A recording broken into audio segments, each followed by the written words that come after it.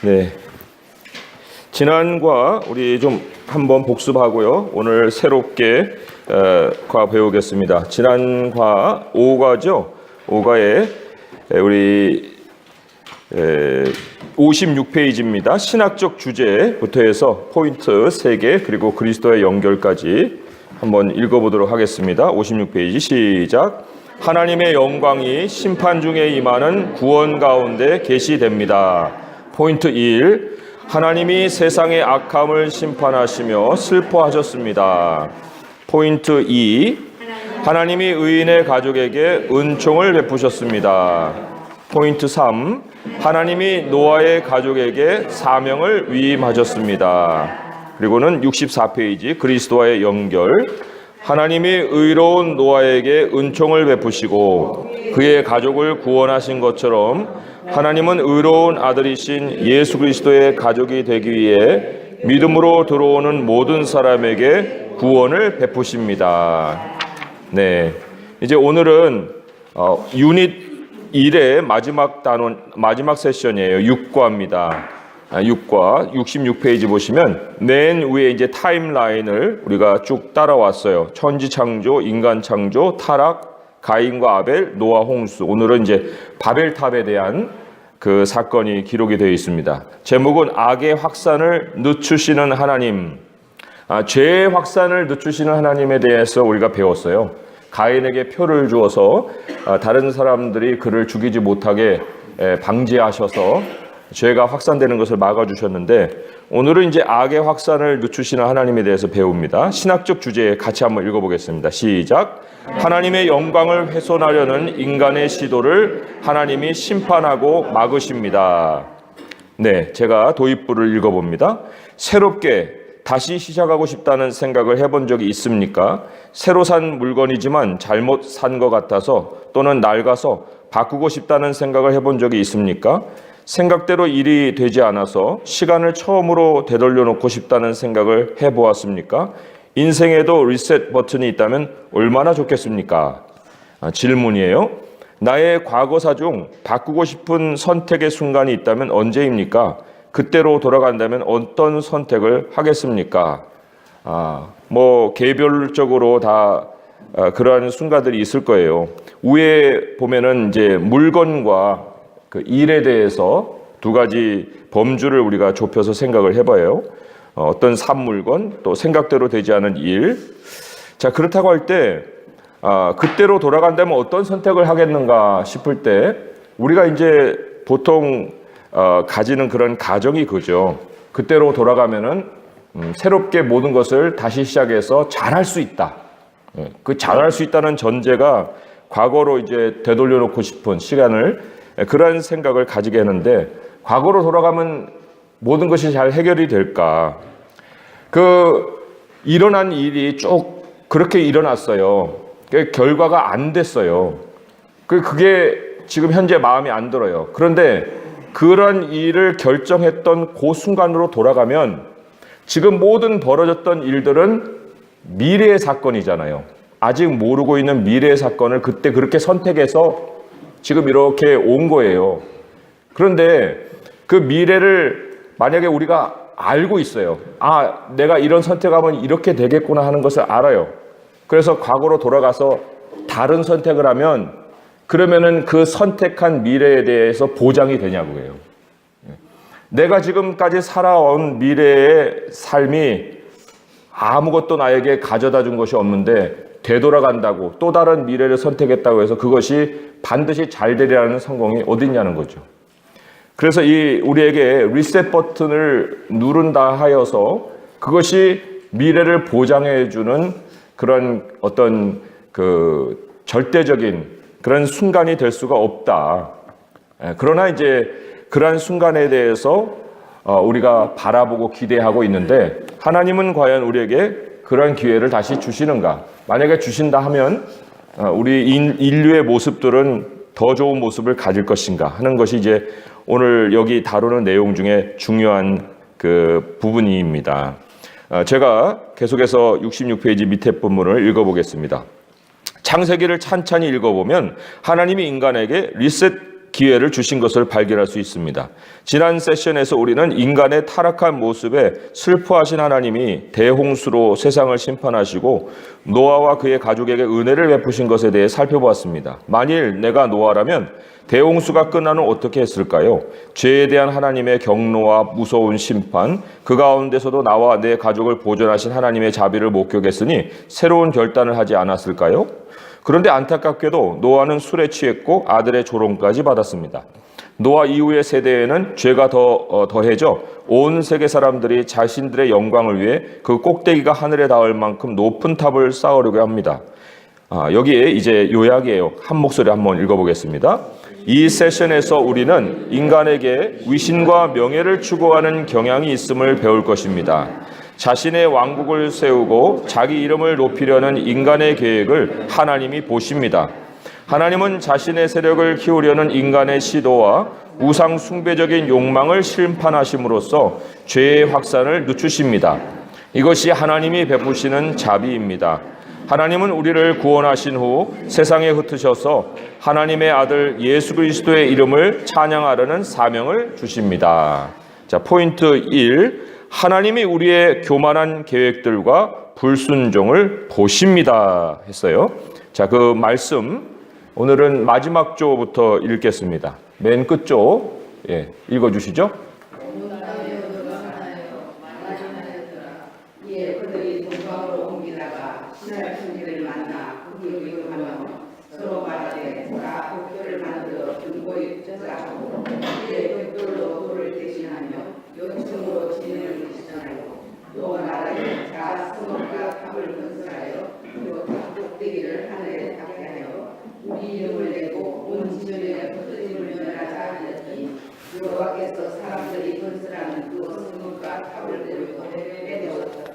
네, 제가 계속 읽습니다. 이 본문을 읽고 여러분은 이렇게 생각할지도 모릅니다. 이 계획에서 잘못된 게 뭐지? 이미 도시와 고층 건물이 가득한 세상에서 도시와 탑을 건축하기로 결정한 게 뭐가 잘못이지? 이에 대한 창세기 저자의 기록을 살펴봅시다. 그들이 동방으로 옮기다가 서로 말하되 성읍과 탑을 건설하여 그 탑 꼭대기를 하늘에 닿게 하여 우리 이름을 내고 온 지면에 흩어짐을 면하자. 이들의 행동은 악합니다. 이들은 하나님의 선하심을 다시 한번 버리고 자신들을 위해 자신들이 좋다고 생각한 것을 선택했습니다. 여기 이제 질문을 통해서 우리 좀 본문을 살펴보겠습니다. 바벨탑 사건에서 사람들이 함께 모여 하나님께 불순종한 것을 볼 수 있습니다. 불순종하는데 함께함은 어떠한 역할을 합니까? 먼저 이제 불순종 또는 순종, 이것은 하나님과의 관계가 전제가 되어 있는 거예요. 그래서 여기 하나님께 등지는 것이 이제 불순종인데, 하나님께 등을 지는데 함께 진단 말이에요. 함께함. 그 함께함이 어떤 역할을 하는가? 여기에 이제 위에 보면은 우리 이름을 내고라는 말이 있어요. 우리 이름을 내고. 그것이 명분을 우리에게 제시해 주는 거예요. 우리 이름이라는 것은, 우리라는 것은 인류거든요. 그러니까 인류의 이름으로 지금 이 프로젝트를 하자라고 하는데, 그래서 그 일이 악하지만 함께함이라는 것이 명분을 제시해서 인류의 이름으로 그런 일을 추진하는 동기를 얻는다는 거예요. 그러니까 그 악한 일의 동기부여도 함께함이라는 것이 작용할 수가 있다. 그리고 여기 또 흩어짐을 면하자라는 말이 있어요. 흩어짐. 이 흩어짐에는 우리 하나님이 심판으로 흩으시는 그 흩음이 아니에요. 땅에 충만하라 하는 명령을 다시 주시잖아요. 그 충만함이라는 것은 하나님이 이미 사람을 창조하시고 땅에 각 사람이 행해야 할 소명의 영역을 주시는 거예요. 그런데 이 함께함으로 인해서 흩어짐을 면하자 할 때 거기에는 개개인의 소명이 완전히 뭉개져 버리는 거예요. 그리고 집단적이고 전체적인 어떤 그 쟁점 혹은 어떤 사상, 이것이 앞서가는 거죠. 그래서 개인은 없고 전체만 그 존재하는 그러한 역할을 할 수 있어요.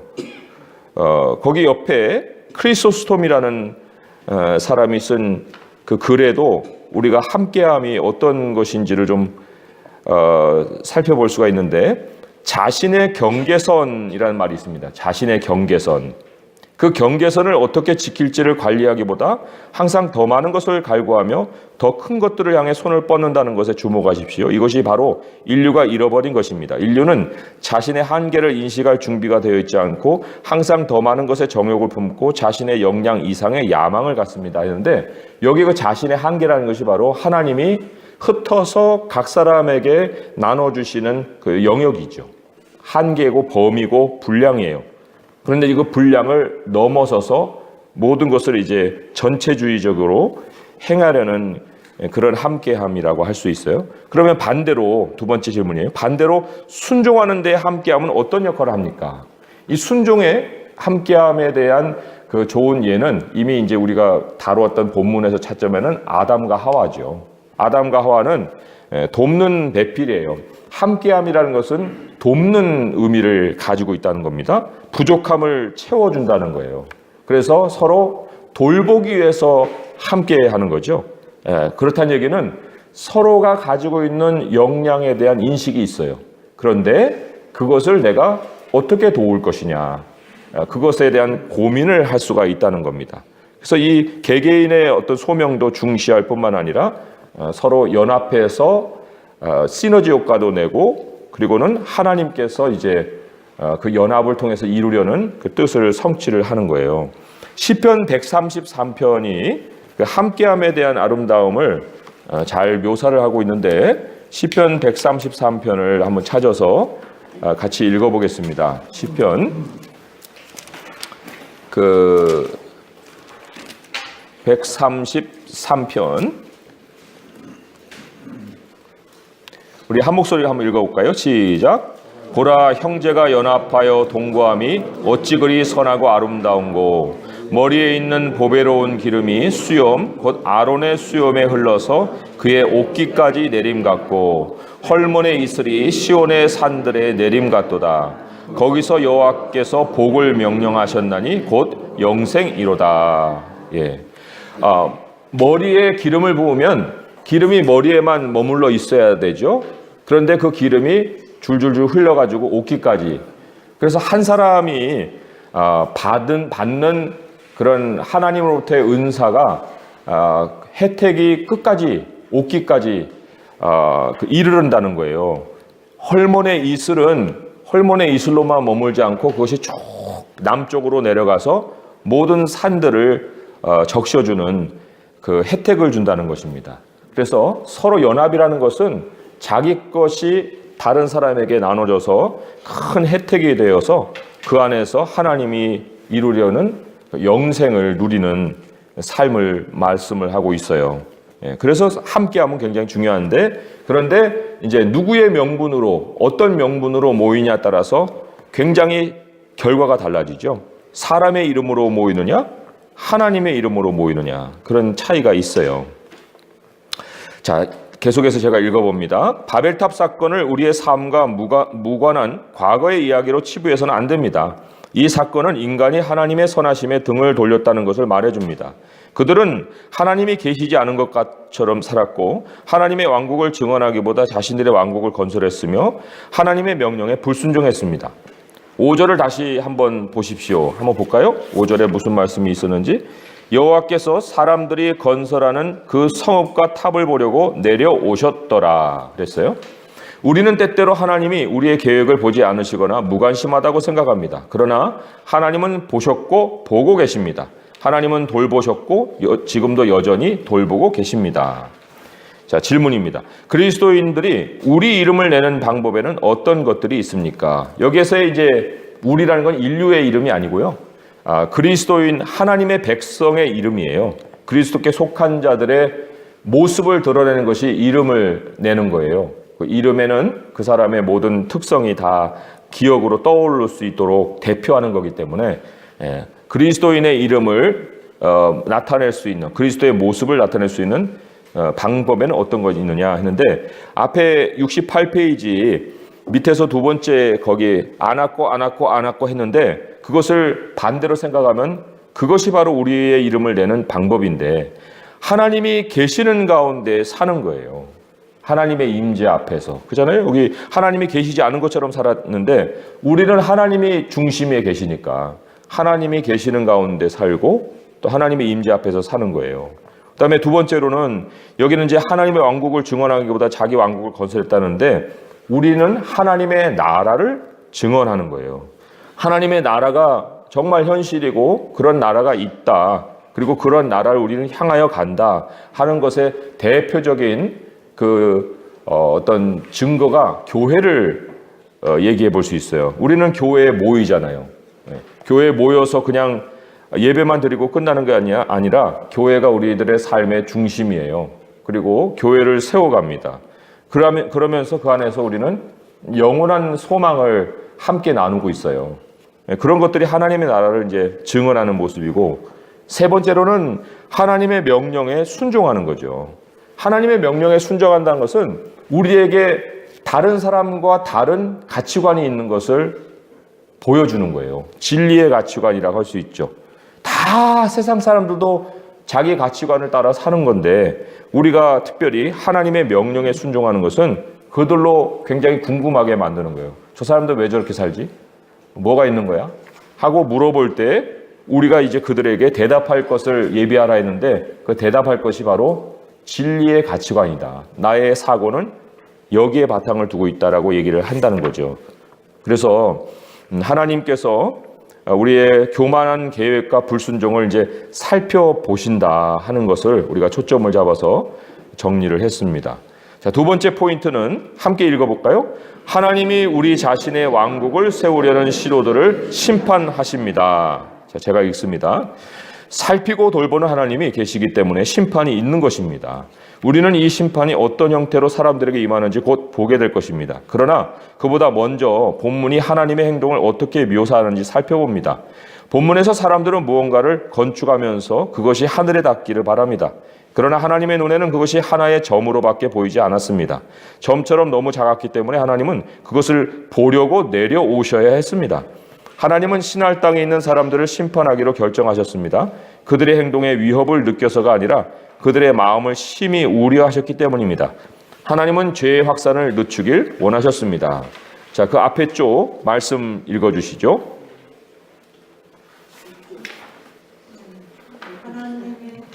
여호와께서죠. 70페이지. 네.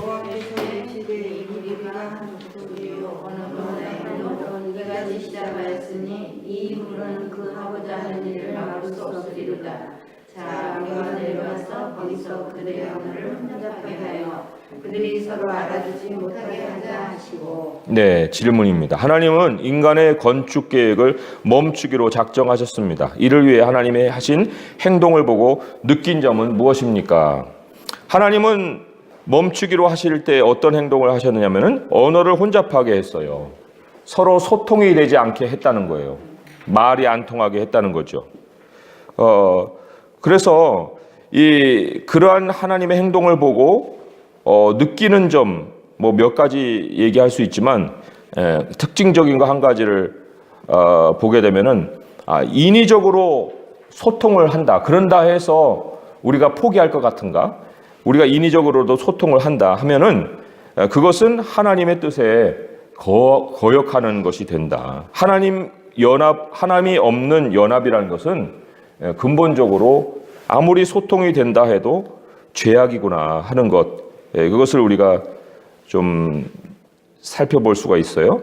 아무튼 하나님이 행하신 행동에 좀 중점을 두고 거기에 대해서 좀 느끼는 점들을 개인적으로 좀 발견해 보시기 바라고요.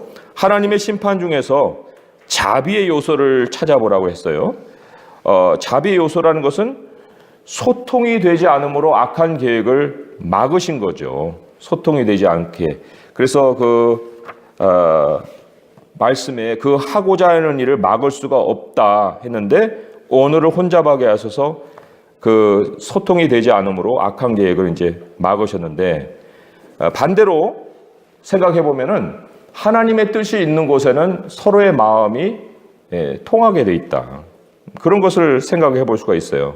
그래서 소통을 통해서도 하나님의 뜻을 구별할 수 있다는 거죠. 말귀를 알아듣지 못하고 왜 내가 얘기하는데 맨날 이렇게 반대를 합니까? 할 때 그거는 이상한 것이 아니다. 하나님이 배후에서 그러한 소통이 안 되도록 막고 계시는 거다. 만약 그 일이 진행되면 안 되는 것이 하나님은 있기 때문에 지금 그렇게 서로가 마음이 통하지 않게끔 하나님이 중간에서 역할을 하고 계신다 할 수가 있어요. 두 가지 예를 제가 찾아봤어요. 느헤미야 2장도 있고 에스라 1장도 있어요. 이렇게 적어만 놓으세요. 느헤미야 2장, 에스라 1장 이렇게 됐어요. 그 느헤미야나 에스라나 이제 특별히 느헤미야는 외국의 왕을 섬기던 사람이었는데 그 사람의 얼굴에 수심이 가득할 때 무슨 일이냐 물어본다고요. 그럴 때 이제 잠시 묵상하고 하나님께 기도하죠. 그리고는 눈을 뜨고는 예루살렘의 성벽을 건축해야 되는데 그 일에 대해서 근심이 됩니다. 했을 때 그 외국의 왕이 마음이 통해가지고 느헤미야가 원하는 대로 다 내줘요. 하나님의 일이에요. 서로 사실은 뭐 다른 민족이잖아요. 언어도 다르잖아요. 그런데 에스라도 마찬가지예요. 고레스 왕 때 하나님께서 스룹바벨을 먼저 이제 에스라서에서 스룹바벨을 먼저 세워가지고 예루살렘을 건축하라고 얘기하는데 스룹바벨도 그 고레스로부터 모든 재료를 다 공급을 받아요. 그래가지고 성전을 건축한다고요. 이게 이방인이 할 프로젝트예요? 그렇지 않잖아요. 그런데도 하나님이 마음이 감동되고 통하게 하셔서 일을 행하게 하신다. 그러니까 일이 안 된다고 해서 거기에서 하나님이 우리에게 뭐 재앙과 저주를 내리신다고만 생각할 것이 아니라 일이 안 되는 거 안에 하나님의 자비가 있다는 거. 그거를 우리가 거꾸로 뒤집어서 생각을 해봐야 된다는 거죠. 자, 그래서 다시 한번 쭉 읽어봅니다. 하나님은 사람들의 언어를 혼잡하게 하셔서 탑의 건축을 멈추게 하셨습니다. 탑을 무너뜨리거나 건축자들을 번개로 치거나 큰 지진을 일으키실 수도 있었을 것입니다. 그러나 하나님은 그들의 언어를 혼잡하게 하셔서 그들의 악이 심해지는 것을 저지하셨습니다. 여기 이제 뭐 바벨탑 영화를 보면 막 무너지고 으악 하고 무너지고 하는데 그런 장면은 성경에 나오질 않아요. 그냥 멈추게 하셨다고 얘기를 하잖아요. 여기 앞에 보면은 말씀이군요. 그 말씀에 멈추게 하셨다는 것이 아까 몇 절에 나오나요? 다음에 나오나요? 그 71페이지 3번 밑에 보면은 여호와께서 거기서 그들을 온 지면에 흩으셨으므로 그들이 그 도시를 건설하기를 그쳤더라. 여기는 뭐 무너졌더라 뭐 이런 말이 있는 게 아니라 멈추게 하셨다, 그만두게 하셨다, 포기하게 하셨다 이런 말씀이 나오죠. 하나님이 저지하시는 거예요. 계속해서 70페이지 읽습니다. 밑에 하나님의 심판이 임하지만 거기에는 자비의 징표도 있습니다. 6절에서 하나님은 이 무리가 한 족속이요 언어도 하나이므로 이같이 시작하였으니 이후로는 그 하고자 하는 일을 막을 수 없으리로다라고 하셨습니다. 즉 그들은 동일한 언어를 사용하는 한 민족이었기 때문에 하고자 하는 일은 무엇이든지 할 수 있었습니다. 그렇다면 무엇이 문제입니까? 그들의 심령입니다. 대홍수는 죄 문제를 해결하지 못했습니다. 대홍수 후에도 여전히 죄가 사람의 심령에 남아 있었습니다. 그러면 하나님이 대홍수로 이루신 것은 무엇입니까? 죄의 진척 속도를 늦춘 것입니다. 이와 마찬가지로 하나님은 그들의 언어를 혼잡하게 하여 다시금 죄가 확산되는 것을 늦추셨습니다. 만일 하나님이 한 마음과 한 언어로 서로 연합해 수천 년 동안 악을 한 가지씩 행했다면 만일 인간이 한 마음과 지금 우리는 어떤 세상에 살고 있을까요? 끔찍해서 뭐 더 이상 상상하고도 쉽지 않은 그런 세상이 됐겠죠? 질문입니다. 하나님의 징계를 받는 동안 경험한 하나님의 자비하심에 대해 이야기해 보십시오. 그랬어요. 하나님의 징계라는 것은 이제 언어가 혼잡이 되어서 악을 확산이 방지되는 그것이 이제 하나님의 징계인데, 그런데 만일 한 마음과 한 언어로 서로 말이 통했다면 굉장히 끔찍한 일이 일어날 수 있었던 여러 가지 사례들을 한번 생각을 해보라는 거예요. 그래서 여기에 이제 그 데이트와 결혼이라는 그 예를 한번 생각을 해봅시다. 데이트를 할 때 만나는 사람마다 다 마음이 통한다. 그러면은 이게 얼마나 그 혼란스럽겠습니까? 그런데 하나님이 어느 정도 만나게 하다가 마음이 다치고 서로 소통이 안 되게 만들고 뭔가 이렇게 결정을 못하게 만드는 일들을 생기게 하고 그러기 때문에 제대로 자기 짝을 만날 수 있지 않겠어요? 그러니까 우리가 서로 마음이 안 통한다고 해서 거기에서 낙심할 것이 아니라 반드시 하나님은 하나님이 계획해 놓으신 그 보관이 있다. 하나님의 뜻이 있다. 이것을 우리가 또 생각해보고 그래서 결혼이라는 것이 아름답게 우리에게 이제 열매로 맺어질 수 있지 않겠어요? 이게 이제 사업도 마찬가지고 진로를 고민하는 청년들도 마찬가지고 뭐 여러 가지예요. 그게 이제 하나님의 징계는 징계죠. 이것도 해보고 저것도 해보게 하지만 그러나 다 안 되게 하는 것도 하나님의 징계는 징계인데 왜 안 되게 하실까 하는 것에 하나님의 자비를 생각해보라 하는 거예요. 3번 포인트입니다. 하나님이 우리의 우상 숭배적 계획들을 실패하게 하십니다 하는데 자 거기에 말씀 그 다음 쪽 한번 읽어주시죠. 예. 여호와께서 거기서 그들을 온 지면에 흩으셨으므로 그들이 그 도시를 건설하기를 그쳤더라. 그러므로 그 이름을 바벨이라 하니 이는 여호와께서 거기서 온 땅의 언어를 혼잡하게 하셨음이니라. 여호와께서 거기서 그들을 온 지면에 흩으셨더라. 네, 그들이 그 도시를 건설하기를 그쳤더라. 하나님이 자비로운 심판으로 그들의 언어를 혼잡하게 하셔서 인간의 우상 숭배적 계획들을 실패하게 하셨습니다. 일이 계획대로 잘 되지 않으면 우리는 상실감과 슬픔을 느낍니다. 자기중심적인 생각과 자기 체면과 명예에 몰두하면 상처받을 일이 많고 앞길을 막는 사건들이 발생합니다.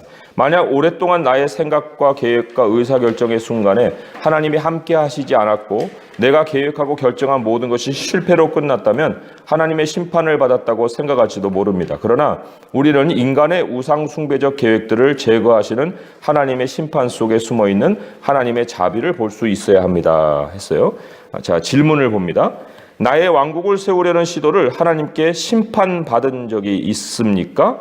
여기 심판이라는 건 그쳤더라 하는 말씀에 우리가 한번 주목을 해보는 거예요. 그 시도를 못하는 거죠. 멈춰진 거죠. 그만두고 포기했던 그런 적이 있습니까 하는 거예요.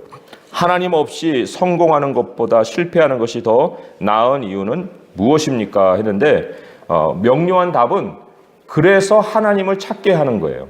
그래서 하나님을 찾게 하는데 그런데 그 왜 실패했을까라는 질문도 우리가 함께 좀 물어볼 필요가 있습니다. 여기 우리가 그 도시를 건설하기를 그쳤다라 했는데 탑에 대해서 우리가 좀 주목을 하고 있는데 성경은 오히려 탑보다는 이제 도시에 더 의미를 두고 있어요. 도시. 예. 성읍이라고도 번역이 되기도 했고 왜냐하면 이 도시라는 것이 성경에 굉장히 큰 줄기예요.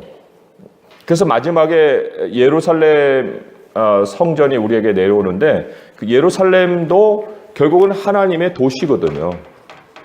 예루살렘 성이라고 하는데 예루살렘 성이 우리가 얘기하는 뭐 카슬이 아니라 예루살렘 시티가 내려오는 거예요.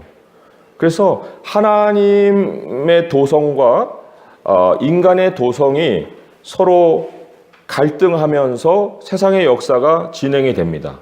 그러나 결국은 하나님의 도시가 세워지는 것으로 마무리가 되는 거예요. 그래서 이 두 도시, 제가 여러 번 말씀을 드렸지만 두 도시의 이야기가 이게 바로 이사야서예요. 이사야서.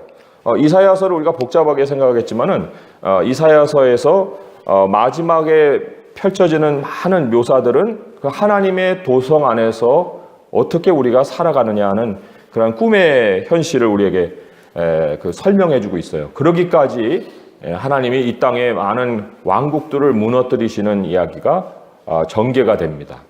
그리고 그 안에서 이제 하나님의 백성이 어떻게 거룩함으로 회복이 돼야 되는지 그런 것들을 다루고 있는 책이 바로 이사야서거든요.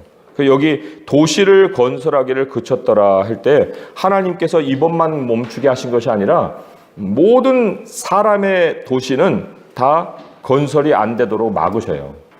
그리고는 하나님의 나라가 그 안에서 역할을 하고 기능을 할 수 있도록 그러한 그 전환점을 맞게 하시죠. 그래서 왜 실패했을까 할 때 거기에 근본적으로는 이제 그런 두 도시의 개념이 있는 거죠. 그리고 이제 나는 과연 도시인이냐 하나님의 나라의 백성이냐 하는 게 굉장히 근본적인 원인으로 작용을 합니다. 그 도시 안에서 나에게 주어진 신분이 과연 그 도시에서 내가 뿌리를 내리고 살아가게 되는 나의 정체성에 관련이 있느냐 아니면은 하나님의 나라를 세워가기 위해서 나에게 주어진 사명으로 그 정체성이 내게 역할을 하고 있느냐 하는 근본적인 그런 차이가 있어요. 왜 실패했을까 할 때 첫 번째로는 이제 그러한 아주 근본적인 것을 따져볼 수 있는데 그러면은 성공을 한다는 것은 결국은 하나님을 다시 찾아 나가서 하나님의 방식대로 사는 거잖아요.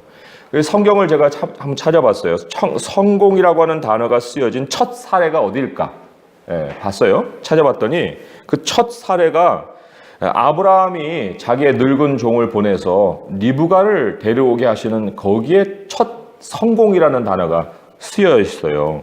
그래서 거기에 보면 한번 세 가지 예가 아주 명확하게 나와 있어요. 근데 첫 번째 예를 한번 성경을 찾아서 한번 읽어보죠. 그 성공의 사례가 어떻게 해서 그 성공의 사례가 되고 있는지 창세기 24장입니다. 창세기 24장 42절 한번 먼저 읽어보겠습니다. 성경에는 성공이라는 단어를 쓰진 않아요. 그러나 형통이라는 단어를 씁니다. 형통. 그것이 이제 성공과 동일한 의미입니다. 창세기 24장 42절에 보면 이런 말이 있죠. 내가 오늘 우물에 이르러 말하기를 내 주인 아브라함의 하나님 여호와여 만일 내가 행하는 길에 형통함을 주실진대 하고 지금 이제 하나의 조건을 걸죠. 그런데 이 형통함이 어디로부터 비롯된 것이냐면은 아브라함이 이 엘리에셀에게 다른 족속에게서는 아내를 데려오려고 하지 말아라.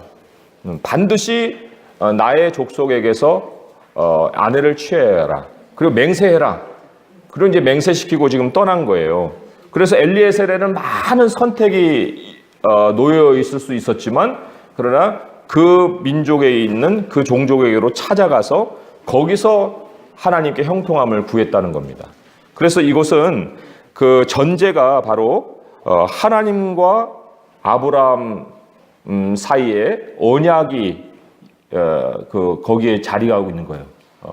하나님과 아브라함 사이의 언약을 중심으로 해서 엘리에셀이 지금 움직이고 있는 겁니다. 그리고 54장 56절에 보시면 또 이런 말씀이 있어요. 그 사람이 그들에게 이르되 나를 만류하지 마소서 여호와께서 내게 형통한 길을 주셨으니 나를 보내어 내 주인에게로 돌아가게 하소서. 이 형통이라는 것이 결국은 마무리까지 아브라함에게로 돌아가기까지를 얘기를 하고 있습니다. 중간에 그냥 어떤 성공의 맛을 보고 끝나는 것이 아니라 자기 임무를 끝까지 수행하는 것, 그것이 이제 성공의 첫 사례로 기록이 되고 있어요. 그리고 창세기의 또 하나의 성공 사례가 요셉입니다.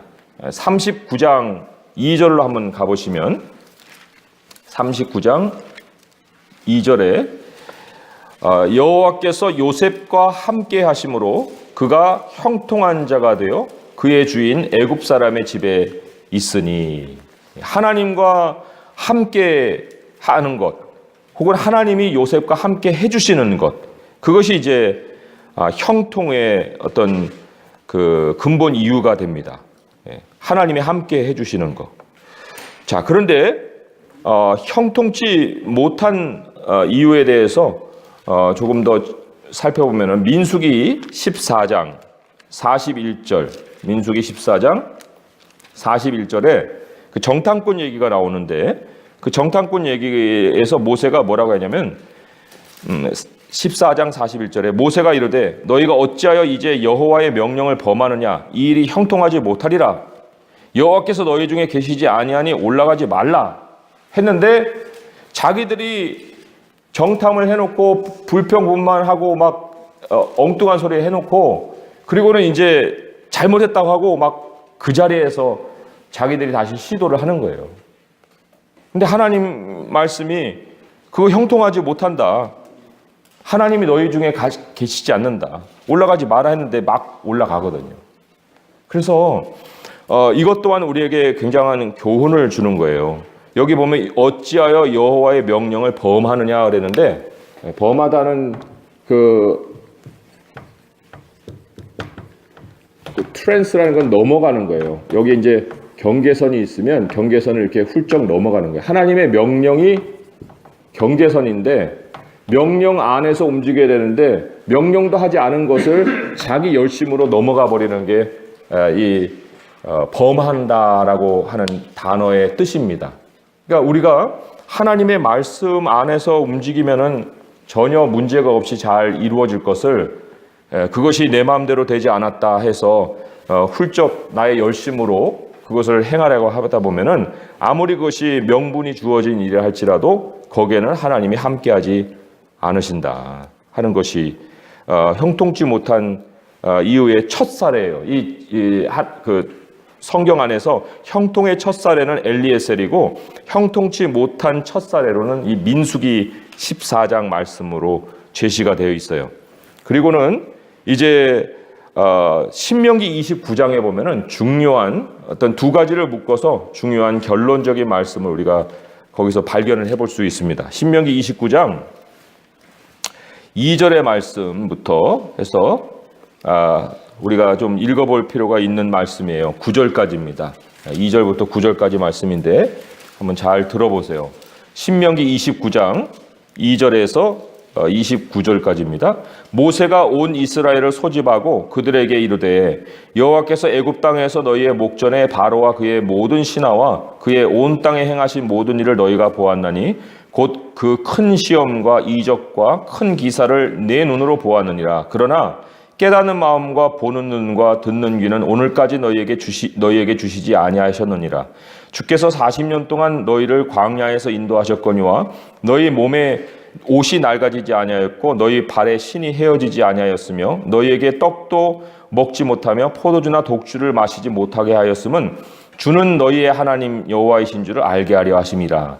너희가 이곳에 올 때 헤스본 왕 시온과 바산 왕 옥이 우리와 싸우러 나왔으므로 우리가 그들을 치고 그 땅을 차지하여 르우벤과 갓과 므낫세 반지파에게 기업으로 주었나니 그런즉 너희는 이 언약의 말씀을 지켜 행하라. 그리하면 너희가 하는 모든 일이 형통하리라.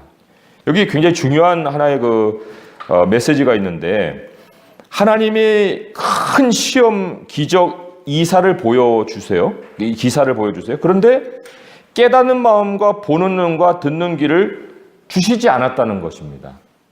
여기 깨닫는 마음, 보는 눈, 듣는 귀는 하나님의 계시에 반응하는 그들의 모습이잖아요. 하나님의 말씀에 아주 구체적으로 담겨있는 하나님의 계획을 깨닫고 보고 듣는 거예요. 근데 그걸 안 주셨어요. 그리고는 또 40년 동안 광야에서 지금 방황하게 만들었어요. 그 이유는 뭐냐면 주는 너희의 하나님 여호와이신 줄 알게 하려 한다는 거예요.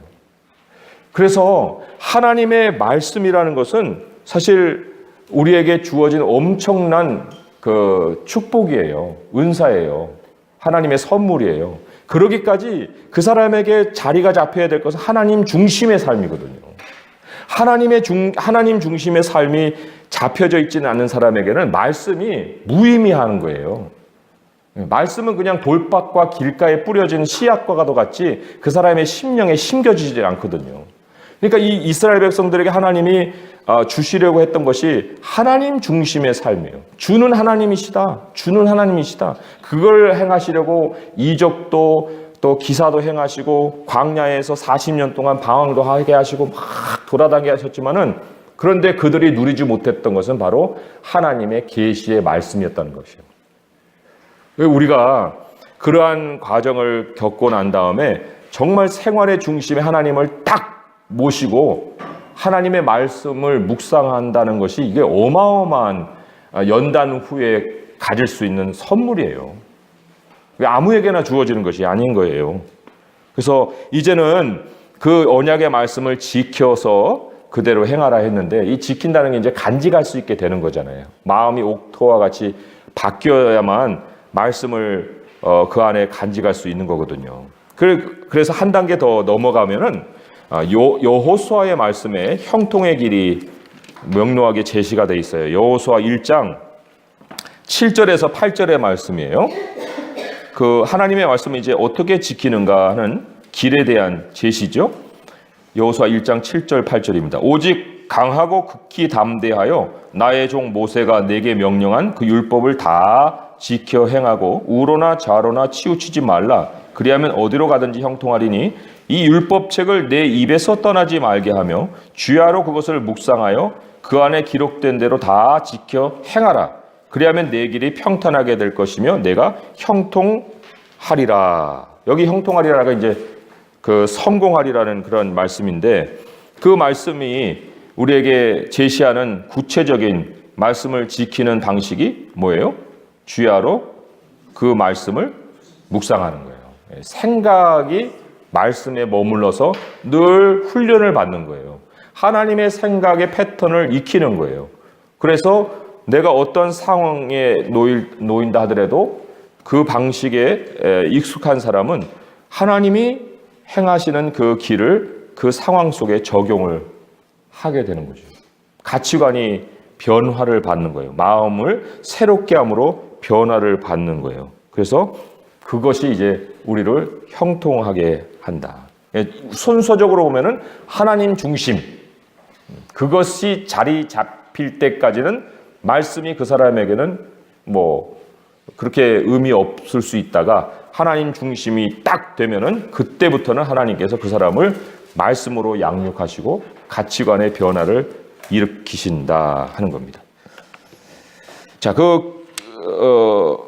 그래서 질문 왜 실패했을까 할 때 거기에는 하나님 중심으로 돌아오지 않는 나의 삶의 모습, 그리고 하나님의 말씀에 경청하지 않은 나의 생각, 뭐 이런 것들을 우리가 그리고 나의 열심으로 선을 넘어가 버린 그런 상황, 이런 것들을 우리가 생각해 볼 수 있습니다.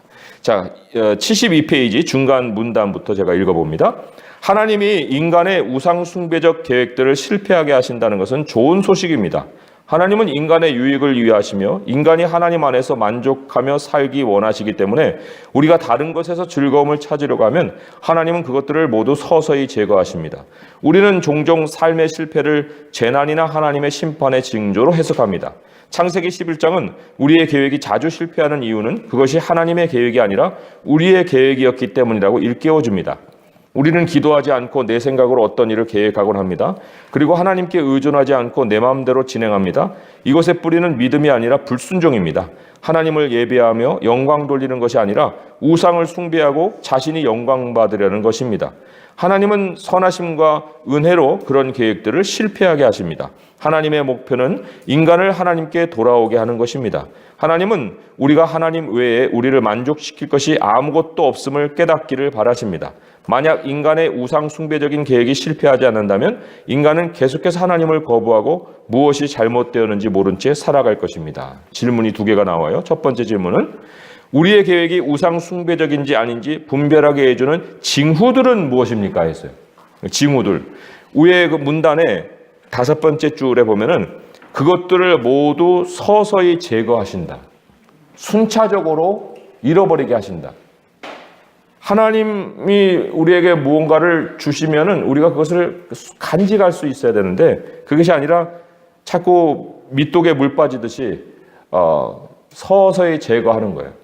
그래서 예레미야서에 보게 되면은 사람이 지은 그 두 가지 악에 대해서 그 지적을 하는데 그것은 첫 번째로는 생수의 근원인 나를 버린 것과 스스로 웅덩이를 팠는데 물을 가두지 못하는 터진 웅덩이라 예레미야 2장 13절에 나와요. 내 백성이 두 가지 악을 행하였나니 곧 그들이 생수의 근원되는 나를 버린 것과 스스로 웅덩이를 판 것인데 그것은 그 물을 가두지 못할 터진 웅덩이들이다. 그러니까 징후의 첫 번째는 서서히 하나님이 제거하시는 거고요. 또 두 번째로는 두 번째 문단 중 두 번째 줄에 창세기 시작은 우리의 계획이 자주 실패한다는 것이 있어요. 계획이 자주 실패해요. 그러니까 쭉 이어지고 일관성 있게 이렇게 지속되는 뭔가가 있어야 되는데 지속이 안 되고 중간중간 자꾸 끊어지는 거, 그게 우상숭배적인 징후라는 거예요. 세 번째로 우리가 여기 문단에 찾아볼 수 있는 그 징후는 밑에 문단에서 밑에서 세 번째 줄에 우리를 만족시킬 것이 아무것도 없음을 깨닫기 바라신다는데 만족이 없어요. 무엇을 했는데 만족 못해요. 그것이 하나님으로부터 온 것이 아니고 우상 숭배적인 어떤 계획이었기 때문에 우리에게 보여주는 징후예요. 세 가지 징후, 서서히 제거되는 어떤 일이 있고 계획이 자주 실패하고 만족이 없다. 73페이지 문제를 보면은 하나님과의 관계를 떠나 성공만 추구하고 있지 않은지 어떻게 분별할 수 있습니까? 어떻게 분별이 되느냐? 이것도 이제 그 문장 안에서 한번 찾아보게 되면 두 번째 문단 왼쪽 72페이지 중간쯤 두 번째 문단 세 번째 줄에 기도하지 않고 내 생각으로 어떤 일을 계획하곤 합니다 했는데 하나님과의 관계를 떠나고 성공만 추구하고 있는 것을 구별해내는 첫 번째, 기도하지 않고 일을 계획하는 거예요. 기도하지 않고 일을 계획하는 것은 성공만 추구하는 거지 하나님의 관계하고 무관한 거예요. 그리고 여기 이어지는 말씀에 하나님께 의존하지 않고 내 마음대로 진행합니다 할 때 생각대로 바로 실행해 버리는 거. 생각이 딱 떠오르면은 아이디어가 떠오르면은 그것도 뭐 기도하고 연결이 되긴 하겠지만 어쨌든 생각대로 바로 진행시키면 그것도 성공만 추구하는 거예요. 하나님과의 관계가 2차에 있다는 거죠. 그리고 여기 두 번째 문단의 마지막 즈음에서 자신이 영광 받으려는 것입니다 라는데 성공만 추구하고 있는 사람의 머릿속의 그림, 마지막 그림은 자기 자신이에요. 자기 자신이 막 이렇게 엄청난 스포트라이트를 받고 있는 이런 것들을 상상해보면서 막 웃음이 절로 나겠죠. 그렇지만 이제 그런 건 값싼 웃음이겠고 그런 웃을 수 있는 순간은 절대로 찾아오지 않겠죠.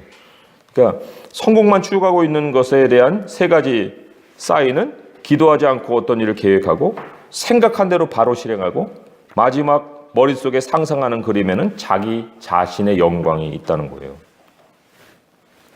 자, 결론 부분을 제가 읽어봅니다. 심판 속의 자비는 창세기 전체와 구약성경 전체에서 발견되며 예수님의 십자가를 예표하고 있습니다. 십자가는 궁극적으로 하나님의 심판과 자비를 보여줍니다. 하나님은 우리 죄에 대한 진노와 심판을 십자가에 온전히 쏟아부으셨습니다. 그러나 동시에 자비와 사랑도 함께 부으셨습니다. 하나님은 심판을 받아 마땅한 자들에게 심판을 붓지 아니하시고 그 대신 자신의 아들에게 부으셨습니다. 그 아들이란 것은 보이지 않은 하나님의 보이는 형상이잖아요. 그러니까 결국은 하나님 자신에게 진노를 부으셨다는 것이 바로 자신의 아들에게 부으셨다는 것과 동일한 의미예요. 우리에게는 복음을 땅끝까지 전할 책임이 있습니다. 그것이 이제 흩어지는 책임이겠죠. 이것은 위대한 임무입니다. 꼭대기가 하늘에 닿을 만한 탑을 쌓는 것에 비할 바가 아닙니다. 이것은 우리의 계획이 아니라 하나님의 계획입니다. 이 임무가 너무 크다고 느껴지면 예수님의 첫 제자들은 어떻게 느꼈을지 생각해 보십시오. 박해와 죽음의 위협에 직면한 제자들이 도대체 어떻게 복음을 땅끝까지 전할 수 있었을까요? 예수님은 우리를 돕는 분, 곧 성령을 약속하셨습니다. 사도행전 2장에서 성령이 오시자 안티바벨 역사가 일어났습니다. 성령께서 신자들을 충만히 채우셔서 복음을 말하게 하시자 그것을 들은 모든 사람이 자신의 언어에 관계없이 복음을 이해했습니다.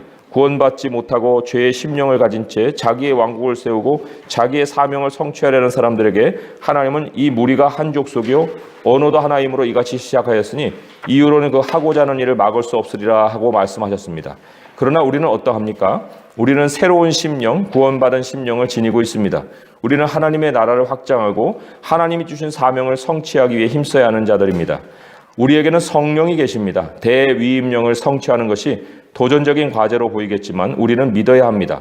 성령으로 하나 되고 성령으로 충만한 하나님의 구원받은 백성으로서 우리가 하나님의 뜻에 따라 하고자 하는 일을 막을 수 있는 것은 아무것도 없다는 사실을 믿어야 합니다. 73페이지로 잠깐 오셔서 거기 우리의 계획이 아니라 하나님의 계획이라 했는데 이 땅끝까지 가야 하는 우리들의 사명, 그 땅끝까지 복음을 전하라는 그 사도행전의 사명, 그리고 내가 끝날까지 너희와 함께하겠다는 하나님의 약속. 그래서 하나님의 계획은 결코 혼자 가는 길이 아니에요. 하나님의 계획, 이 흩어짐이라는 것은 결국 자기 분량을 찾고자 하는 것이지 어떤 또한 거리의 의미도 아닐 수 있는 거예요. 이 흩어짐의 완성 안에는 소명을 발견하는 그 열매가 있겠죠. 내가 아무리 아프리카로 달려간들 거기서 뭘 해야 될지 모르고 아프리카만 가면은 비행기 표만 날리는 거예요. 그잖아요? 그러나 여기에서 우리가 살아도 내가 무엇을 해야 되는지를 알고 산다면 그것이 흩어짐의 완성이거든요. 그리고 우리가 하나님 영이 이제 우리 안에 계시기 때문에 하나님의 영을 가진 사람에게는 반드시 그 예수님에 대한 증언이 나오게 돼 있어요. 왜냐하면 지금 이 사람들 성령의 그 충만함을 받았는데 자기 의지로 문장을 만들어내는 게 아니잖아요. 하나님이 그 사람들의 입에 증언을 할 수 있도록 말씀을 주셨지 않습니까?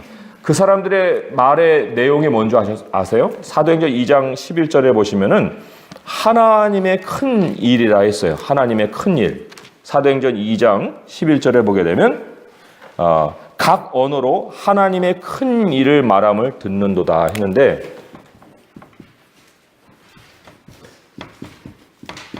항상 이 큰 일이라는 것은 하나님의 구원에 관한 일이에요.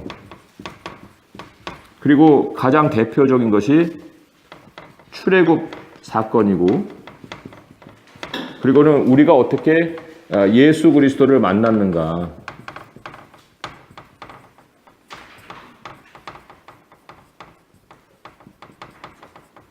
이런 거죠.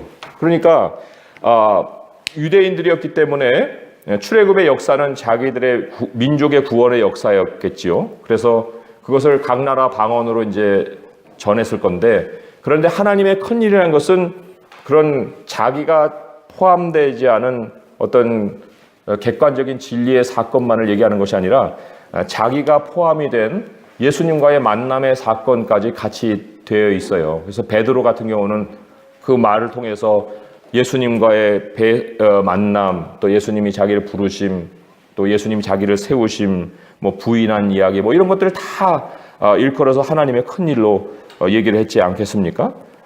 그래서 이 하나님의 영에 우리가 의존을 하게 되면은 복음을 증거한다는 것은 하나님의 능력으로 행할 수 있는 일이 된다. 시편 126편이 우리에게 이제 또한 귀중한 메시지를 전달을 해주고 있습니다. 시편 126편에 하나님의 큰 일에 대한 조금 더 구체적인 그 말씀이 나와 있어요.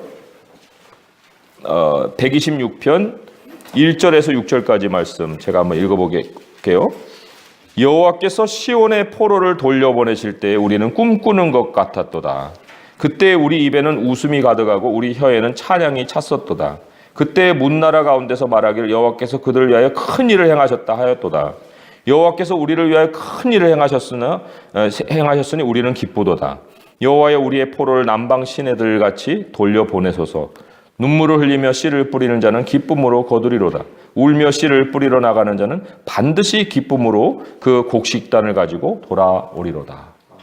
그래서 고난 후에 있는 기쁨의 소식, 이게 바로 하나님이 구원하시는 패턴이에요. 왜 고난이냐? 그것은 세상이 뒤틀려 있기 때문에 우리가 거기에서 바르게 살 수 없는 그런 상황이 펼쳐질 수 있으나, 그럼에도 불구하고 하나님이 거기에서 우리를 포로되면서 돌이키시고 하나님의 뜻을 행하실 수 있는 능력을 행하신다는 것이 우리의 구원의 중심된 메시지죠. 그래서 126편을 통해서도 우리가 하나님이 어떻게 우리에게 구원을 행하셨느냐 하는 그 메시지를 발견을 할 수가 있습니다. 그런 하나님의 큰 일에 대해서 이제 우리가 증거하는 것이 우리의 사명이에요. 그리스도와의 연결을 한번 보겠습니다. 그리스도와의 연결 74페이지 우리 함께 읽겠습니다. 시작. 하나님은 자신의 이름을 크게 내렸던 사람들의 언어를 혼란에 빠뜨리셨습니다. 그러나 수천 년 후 오순절에 하나님은 그 언어의 장벽을 허무시고 자신의 백성이 세상에 흩어져 하나님의 아들 예수님의 위대한 이름을 알리게 하셨습니다. 위대한 이름을 알리게 하시는 것이 바로 하나님의 행하신 큰 일을 선포하게 하셨다는 거예요.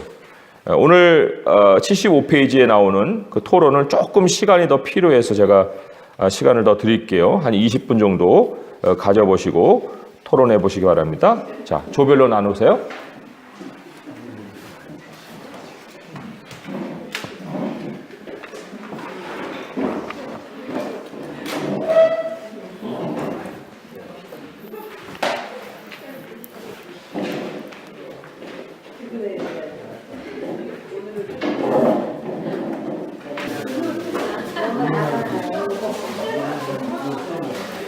네, 이제 같이 문제를 좀 보겠습니다. 자리를 정돈해 주시고요. 하나님의 계획, 우리의 사명 이렇게 돼 있어요. 제가 읽어볼게요. 하나님이 우리를 부르신 이유는 스스로의 왕국 건설을 포기하고 예수님의 위대한 이름을 알리는데 헌신하게 하기 위해서입니다. 질문 첫 번째입니다. 하나님이 우리의 교만한 계획과 불순종을 깨우치실 때에 우리가 밟아야 할 다음 단계는 무엇입니까? 자, 이제 그 다음을 얘기하는 거예요. 우리 포인트 1에서도 나왔지만은, 하나님의 임재 앞으로 돌아온다. 하나님이 계시는 가운데서의 삶을 이제 시작을 하는 거예요. 하나님에 대한 인정이죠. 하나님 주권을 우리가 인정하는 거예요. 그 다음으로는 인생의 목표가 이제 바뀌어야 하는 거죠. 그래서 자기 나라를 세우는 것이 아니라 하나님 나라를 세우는 일, 하나님 나라, 자기의 정체성이 변화되는 거예요. 내가 예수님의 증인으로서 교회를 세워가는 그 삶으로 다시 바뀌는 거예요. 그 다음에는 지속적으로 해야 될 것이 이제 마지막 단계인데, 그 가치관의 변화. 하나님의 명령은 하루 내리고 끝나는 게 아니고요. 평생 우리에게 주어지거든요. 말씀이라는 것은. 그래서 하나님의 명령의 순종이라는 건 하나님의 말씀을 따르는 삶인데, 그러기 위해서는 하나님의 말씀으로 가치관을 변화받아서 이제 살아가는 거, 그것까지가 이제 단계라고 할 수 있어요. 그래서 다시 한번 정리하면, 첫 번째로는 하나님의 주권을 인정하는, 하나님의 임재 앞으로 돌아오는 그 모습이 있고, 두 번째로는 인생의 목표가 이제 바뀌어서 하나님의 교회를 세우는 일을 행하고, 그리고는 지속적으로는 하나님의 말씀에 순종하기 위해서 하나님의 말씀으로, 진리로 가치관의 변화를 받는 것. 이제 그게 우리의 지속된 변화를 할 수 있습니다. 두 번째 문제, 하나님의 아들 예수님의 위대한 이름을 알리기 위해 우리가 멈춰야 할 개인적 왕국 건설에는 어떤 것들이 있습니까? 개인적인 왕국 건설에서 찾아볼 수 있는 굉장히 예민하면서 또 민감하면서 또 분별하기 힘든 문제이면서 위험한 요소가 있어요. 두 가지가 있습니다. 그것은 첫째는 연합이라는 거고, 두 번째는 큰 일이라는 거예요. 연합. 연합이라는 게 이제 아까 말씀에도 나왔지만 한 마음과 한 뜻이라는 표현이 나옵니다. 굉장히 좋게 내세울 수 있는 슬로건이에요. 한 마음과 한 뜻. 그런데 이게 또한 위험한 일이 될 수 있다는 겁니다. 그래서 우리 그리스도인들은 그 자체가 목적이 아니에요. 한 마음과 한 뜻이 목적이 아니에요. 연합을 목적으로 내세우다가 이 엉뚱한 그 단체들과도 또 섞일 수 있는 그런 위험도 있거든요. 인위적인 소통은 그런 그 악이라고 할 수 있어요. 하나님이 막으셨는데 인위적으로 소통할 수가 없는 거예요. 우리가 사실 추구해야 되는 것은 오히려 흩어짐이거든요. 아까 흩어짐이 뭐라고 그랬죠? 자기 한계라고 그랬잖아요. 자기 한계, 자기 분량. 자기 분량을 넘어서는 연합이라는 건 있을 수가 없어요. 그러나 그런 것을 자꾸 우리에게 이제 세상은 강요를 하죠. 평화라는 이름으로 해서 우리의 마음에 받을 수 없는 것까지도 자꾸 이렇게 강요를 해서 억지로 그 자리에 있어야만 되는 그런 상황을 자꾸 몰아가요. 그래서 이 연합이 상당히 위험한 요소인데, 개인적인 왕국 건설에 있어서 하나님이 없는 연합은 정리해 가야 되는 거예요. 하나님이 없는 관계, 친구 관계, 사업 관계, 또 뭐 여러 가지 우리들이 이제 인간 관계들, 이런 것들 하나님이 재정리해 주시는 관계들로 돌아와야 된다 하는 것이 첫 번째로 위험한 요소이면서 우리가 바꿔야 되는 그런 멈춰야 되는 것들이고, 두 번째로는 큰 일이라고 그랬어요. 단지 큰 일, 하늘에 닿는 일이 이제 큰 일인데, 목표가 고상하고 목표가 높으면 모든 것이 추구할 수 있는 일이냐? 그렇지 않아요. 큰 일이라는 것은 성경에 보게 되면 결과적으로 하나님이 행하시는 일이지 우리가 목표를 삼아야 되는 일이 아니라는 거죠. 그게 어디에 나오냐면은 시편 131편에 나옵니다. 시편 131편에 보면은 이렇게 기록이 되어 있어요. 여호와여, 내 마음이 교만하지 아니하고 내 눈이 오만하지 아니하오며 내가 큰 일과 감당하지 못할 놀라운 일을 하려고 힘쓰지 아니하나이다. 실로 내가 내 영혼으로 고요하고 평온하게 하기를 젖된 아이가 그의 어머니 품에 있음 같게 하였나니 내 영혼이 젖된 아이와 같도다. 이스라엘아, 지금부터 영원까지 여호와를 바랄지어다. 네. 그래서 하나님은 큰 일을 행하시기 위해서라도 큰 일을 행하실 때라도 우리에게 작은 일을 맡기셔요. 그 이상하죠? 아니, 큰 일을 행하시는 큰 일을 맡기시지 왜 작은 일을 맡기셔? 그게 작은 일이라는 것이 어떤 사람에게는 큰 영향을 가지고 있는데 작아 보일 수 있는 그런 일이에요. 근데 보통 사람의 눈에는 엄청난 일인데 그 사람에게는 뭐 나한테 이 정도밖에 안 맡기지 하는 그러한 일들도 있어요.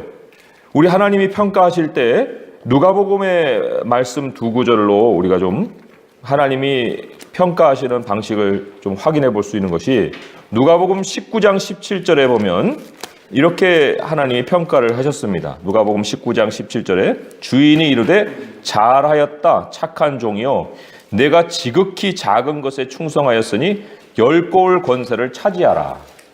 이 지극히 작은 것이 바로 우리의 한계, 나의 소명의 분량이에요. 또 누가복음 16장 10절이 있습니다. 누가복음 16장 10절에 보면 지극히 작은 것에 충성된 자는 큰 것에도 충성되고 지극히 작은 것에 불의한 자는 큰 것에도 불의하니라. 그래서 목표는 큰 일이 아니다. 우리의 목표는 하나님이 우리에게 맡겨주신 나의 한계, 소명이다. 그래서 우리가 개인 왕국 건설에 있어서 멈춰야 될 것을 두 가지로만 이제 포인트와 연결해서 생각하자면, 우리의 명분의 문제를 먼저 점검을 해야 되는 거예요. 하나님 없는 어떤 이름으로 하나 되고 한 마음과 한 뜻이 되는 것은 결코 우리가 진행할 수 없는 일이다. 거기에 대한 참고 구절 하나만 제가 말씀드릴게요. 고린도후서 6장 15절에서 18절이에요. 고린도후서 6장 15절에서 18절 보게 되면, 그리스도와 벨리알이 어찌 조화가 되고 믿지 않는 자와 믿는 자가 어떻게 상관하고 또 하나님의 그 성전과 우상이 일치가 되리요 하는 연합에 대한 경고의 말씀을 하고 있는데, 그 경고의 말씀에 주어지는 약속이 있어요. 그 약속이 뭐냐면 고린도후서 6장 16절에는 그렇게 15절까지는 상관할 수가 없다라고 얘기하면서 거기에 주어지는 약속이 17절, 18절 두 절만 읽어보면, 그러므로 너희는 그들 중에서 나와서 따로 있고 부정한 것을 만지지 말라. 내가 너희를 영접하여 너희에게 아버지가 되고 너희는 내게 자녀가 되리라. 전능하신 주의 말씀이니라. 하나님이 삶을 책임져 주시고 하나님과의 동행이 성공의 그 근본이 된다. 그러니 성공하려고 다른 사람들과 어쩔 수 없이 연합을 해야 하지 않겠는가? 그런 엉뚱한 생각을 할 이유가 없다 하고 말씀을 해주고 있습니다. 자, 그래서 세 번째로 옮겨갑니다. 성령께서 어떻게 우리를 도와서 예수님의 이름을 높이는 사명을 수행하게 하십니까? 이 사명 수행에 대해서 상당히 부담을 느끼는 그리스도인들이 많은데, 성령이 계시기 때문에 가능할 수 있는 일이 두 가지가 있어요. 그 두 가지 때문에 우리가 복음을 전할 수 있게 하는데, 첫째로는 소통이 되게 하시는 거예요. 내가 다른 나라 말을 한다는 것이 이게 가능한 일입니까? 이게 가능한 일이 아닌데 그 사람의 언어를 얘기를 해줄 수 있어야만 소통이 되는 거잖아요. 우리가 한국말을 한다고 해서 모든 거 소통하는 거 아니거든요. 그 사람이 알아들을 수 있는 그 말을 내 입에서 할 수 있어야만 하는 것인데, 그런데 하나님이 영을 통해서 소통이 되게 하시는 그러한 도우시는 일을 하셔요. 그리고 이제 그렇게 소통을 하게 할 때 그 말하는 주제는 하나님의 큰 일이라고 그랬죠. 하나님의 구원하신 일. 그래서 내 안에 하나님 작은 일이라도 그러한 어려움에서 견디게 하시고 빠져나오게 하시고 또 구원을 하셔서 예수 그리스도와의 만남의 어떤 사건들을 벌이신 일들, 이런 것들을 이제 우리가 성령을 통해서 얘기할 수 있고, 두 번째로는 이제 소통이 되게 하시는데 듣는 사람이 복음을 이해하게도 하십니다. 그잖아요? 우리가 참 부족한 설명을 했는데 그 사람이 다 그것을 이해하고 받아들이는 거예요. 언어에 내가 어떤 언어를 하는지 그 상관없이 복음을 이해하게 하시는 것도 성령이 행하시는 일이다.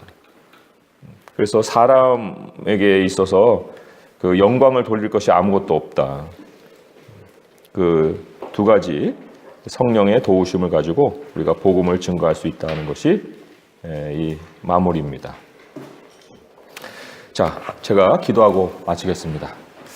하나님 아버지, 우리의 일이 막혀서 그치는 것도 하나님의 자비이십니다. 하나님, 모든 일들이 다 잘 되어서 진행이 된다 하면은 얼마나 우리의 참 꿈이 이루어질 것 같은데, 그런데 주님, 우리가 감당할 분량을 넘어서면 거기서부터 고통과 괴로움이 시작이 됩니다. 하나님, 우리들을 세상에 흩으시는 주님의 그 뜻이 있습니다. 우리의 분량을 따라서 하나님이 그 안에서 영광을 받으실 일이 있습니다. 작은 것에 충성하는 것이 우리 하나님이 큰 것을 맡기시는 그러한 이유가 됩니다. 하나님, 우리 안에 주신 소명을 잘 깨닫게 하시고 하나님의 생각을 잘 배우게 하여 주옵소서. 하나님, 우리들의 나라를 세우러 이 땅에 오지 않았습니다. 하나님의 나라를 건설하기 위해서 우리가 왔습니다.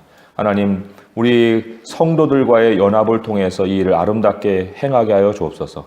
큰 일이 우리의 목표가 되지 않게 하시고 작은 일에 충성하는 것이 우리의 인생의 마지막 표대가 되게 하시고 우리 주 예수 그리스도께서 그러한 삶을 사시고 가셨사오니 주님을 따라 본받는 저희 모두가 되게 하여 주옵소서. 하나님, 우리들의 지각을 열어주셔서 깨닫게 하시고 하루하루 이렇게 배워가는 말씀을 통해서 우리 하나님의 생각에 더 가까워지게 하시고 또 이 공부를 주님이 축복하사 공부를 통해서 더 주의 말씀에 하나님의 뜻을 깨닫는 저희 모두가 되게 하여 주옵소서.